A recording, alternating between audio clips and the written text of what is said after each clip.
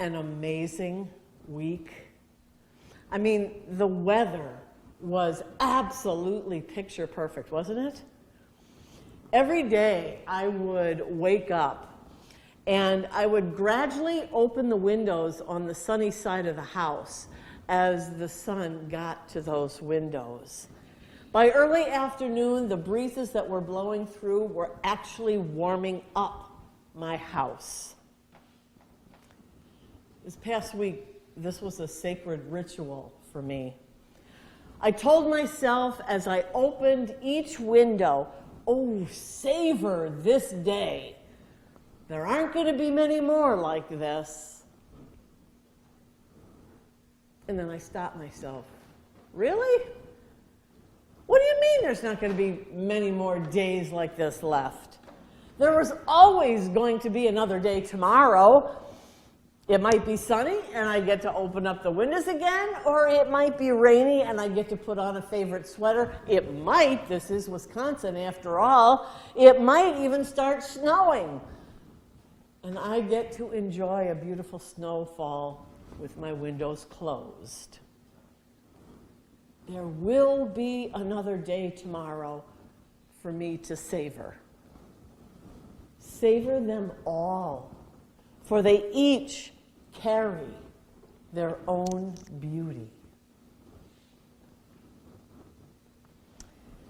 In our first reading for today, Paul tells us to rejoice in the Lord always. I will say it again, rejoice. The fact that Paul repeats himself, that's important. And as if that wasn't noteworthy enough, check this out. Paul wrote his letter to the Philippians when he was in jail. He's telling us to rejoice when he's in jail. Paul is telling us, rejoice no matter what. Paul offers us some pretty incredible words of wisdom here as we go through challenging times. And we can trust these words of Paul since we know Paul knew what challenging times were all about. Rejoice. Do not be anxious about anything. Think about whatever is true, noble, right, pure, lovely. Think about these things, and the peace of God will be with you. What kinds of things have you been thinking about lately? Have you felt the peace of God with you?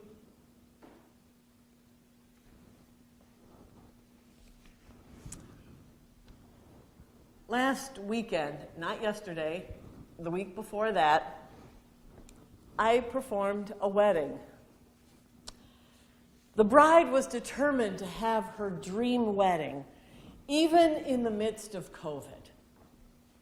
Doesn't every bride desire to have that wedding that they've dreamed of since they were a toddler? This bride's dream included an outdoor wedding by a beautiful farm by the side of a lake. It was indeed an idyllic setting. Her dress was gorgeous. The men all looked handsome. The bridesmaids were stunning in strapless gowns and high-heeled sandals. And then it rained. And when I say it rained so much that the marriage license became like wet toilet paper. In 34 years of ministry, I have never destroyed a marriage license, and it was pretty close that day. I had to put it in front of a space heater for about an hour before I could start to fill out the rest of the necessary information and mail it back to the Register of Deeds. It was soaked. But guess what? I never heard anyone at the wedding complain. Not once. Not a peep. Everyone was busy laughing, dancing, clapping, and helping each other out. It was perhaps one of the most joyous weddings I have ever seen. In the rain. Rejoice in the Lord always. Do not be anxious about anything. Think about whatever is true, noble, right, pure, lovely. Think about those things, and the peace of God will be with you.